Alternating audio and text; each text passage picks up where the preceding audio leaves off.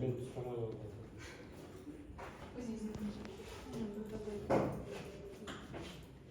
камера нормально түсірді ма?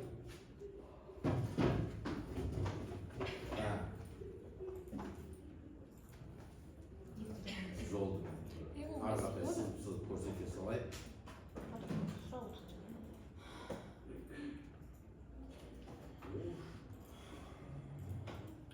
Жолда бізде бар ғой міне. Былай қиылысатын жолдары бар, или қиылысып өтетіндері бар. Былай жүретіні бар.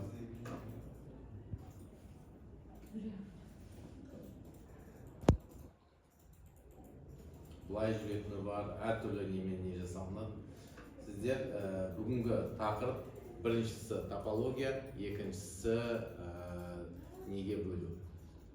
Біз типтерге бөлдік қой, категория бойынша. Сол категория бойынша осыларды лейерға бөліп шығару. Енді бұны жасау үшін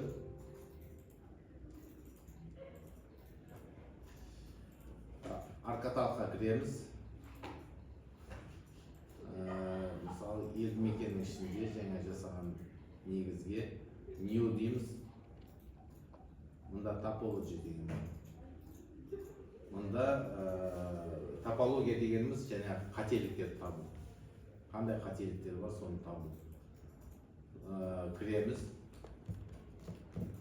Жол, саябақ, елді мекен бәрін бір-ақ ала береді. Енді бізде жол, елді мекен бар, осыны береміз. Енді ағаты далее дейміз. Бұл жерге беріледі. Жол бойынша қандай қателіктер болады?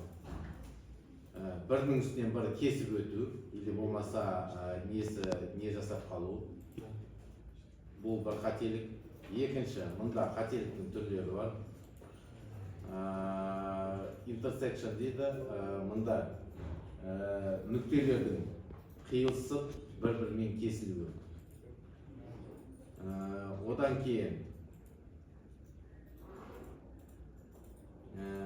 кейін мынандай дұрыс бір-біріне кездеспеуі. Мына жерде қойып отырсаңыздар, қандай қателіктер болуы мүмкін, соның негізін көрсетіп отырады.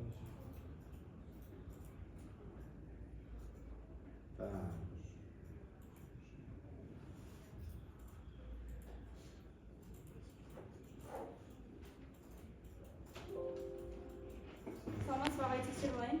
Иә, тексеріп алыңыз. Қай курс қыздар? Үшінші курс. Мамандық қандай? География? ДНК, иә? Қай топ? Үшінші курс. Ағай фамилиясы? Кимжан. Қаншадан қаншаға дейін? Сағат 10-нан 12. 11:50. Соның кейін бір-біріне қиылыспай қалу деген негіздер бар, осыларды қойып шығамыз. Егер не болатын болса, ошибкалар, мысалы сіздерде көлдер бар ғой, көлдердің бір-бірінің үстіне шығып кетуі, бір-біріне бетін жаппай қалу. Сондай негіздерді алып, содан кейін далее дейміз, финиш дейміз. Я дейміз, ол бізге осында түсіріп береді. Шықпады ғой ағай. Болмаса міне аламызда мұнда қойып алып болады. Я дейміз. Енді бірден қателікті көрсетіп отыр. Көрдіңіздер ма? Қай жерде қандай қателік бар екен? Елді мекендерді көрсетіп отыр, бір-бірінің не жалғасып жатпаған. Бірақ бұны қателік ретінде алып тастауға болады. Start editing. Мысалы, мына топологияны қосатын кезде міндетті түрде мына жерде крестер. Менде топология деп қосылып тұр. Мынаған оң жағын басасыздар, төмен жағында нені қоясыздар, топология. берілді.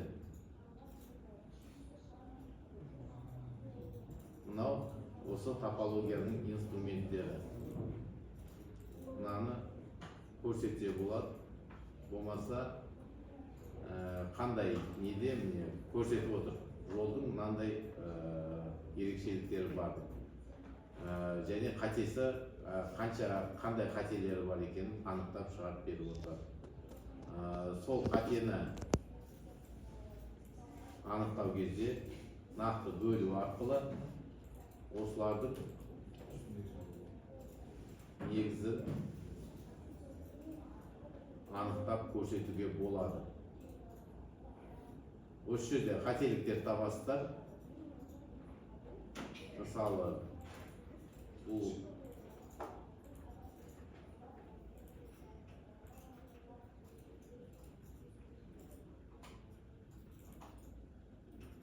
жолда бізде уже міне көрдіңіздер ме? Екі ортадан бөліп тастадық. Алып тастайтын болсақ, біз қайттан тексеру жүйесін береміз. Мұнда анықтау деңгейімен қараймыз. Және осы бойынша қай жерлерде бар, қандай жолдар, соның дұрыс екенін беріп анықтап шығарамыз. Бізде қателік кетті, көрдіңіздер ме? Енді келесі қателіктің негізі деп біз мынаны алуымызға болады. Екеуі бір-біріне жанаспай тұрған қателігі бар. Қарайтын болсаңыздар, міне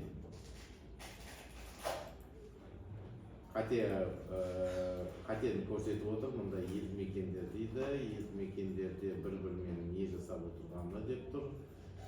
Одан бөлек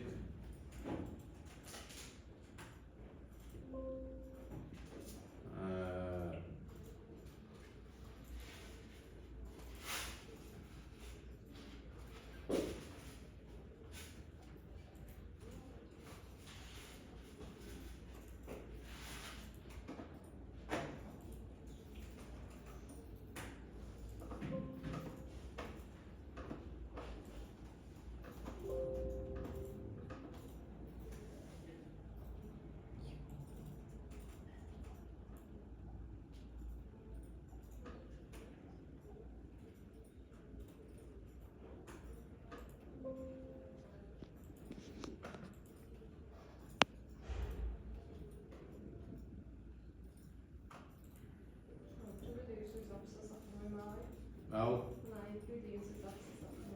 қандай? IQ деп тұр. IQ деген ол менде көрініп тұрған жоқ ол. Тақтадан алып тастап бекер, тұздық. Иә.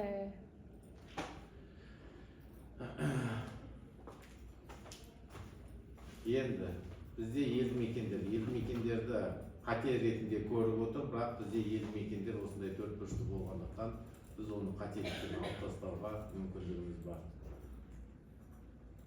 Қателіктердің бәрін белгілеп аламыз.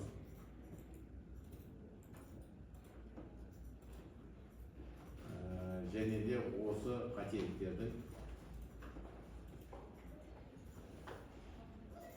орнын шешу деңгейі деп береміз.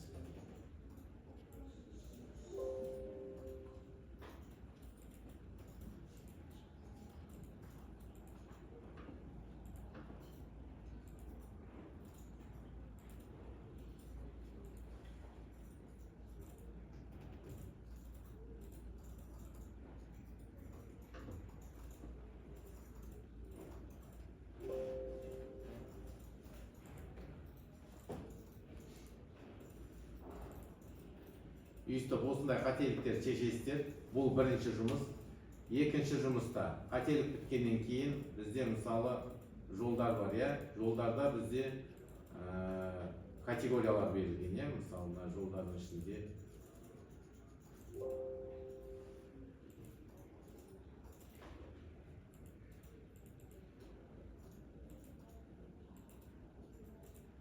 категориялардың Кубик. 2. 1 деталиге. Атауларын берулеріңізге де болады, ол жерде сохранить етеміз. Тоқтау.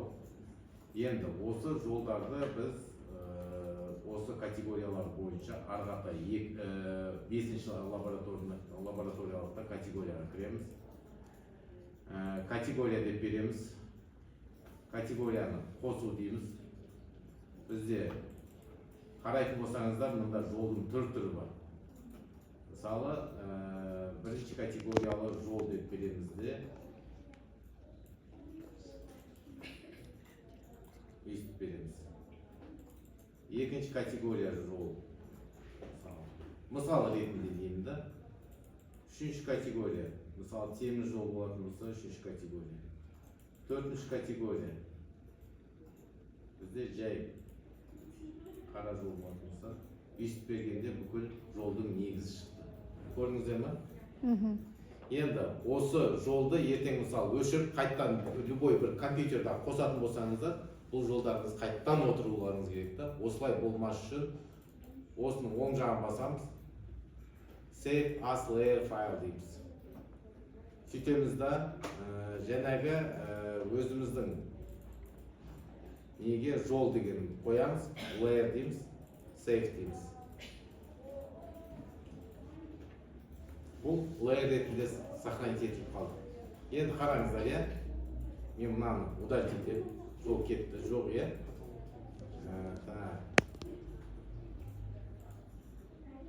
Мына жолды удалить етем. Бізде жол жоқ, я, міне? Кетті бәрі. Енді Ана жол деп тұр. шелекке кіреміз. Жол деген қосамыз. Міне қосылды, я? Енді жол деген layer қосамыз. Автомат түрде өйстіп тұрады. Түсініңіздер ма? Сіздер қайта-қайта не сызып, оның бәрін не жасап отырмайсыздар. Қалай қойдыңыздар, сол негізде қалады. Осы екі лабораториялық жұмыс. Ағайдағы екі жол қиылысып тұрғанда қатесін алып тастадыңыз ба? Иә. Соны басынан көрсетіңізші. Мына жаққа кіреміз, мына жаққа кіреміз. Үлгереміз бе, уақыт бар ма? Үлгереміз ағай, 9 минут бар. Тастадыңыз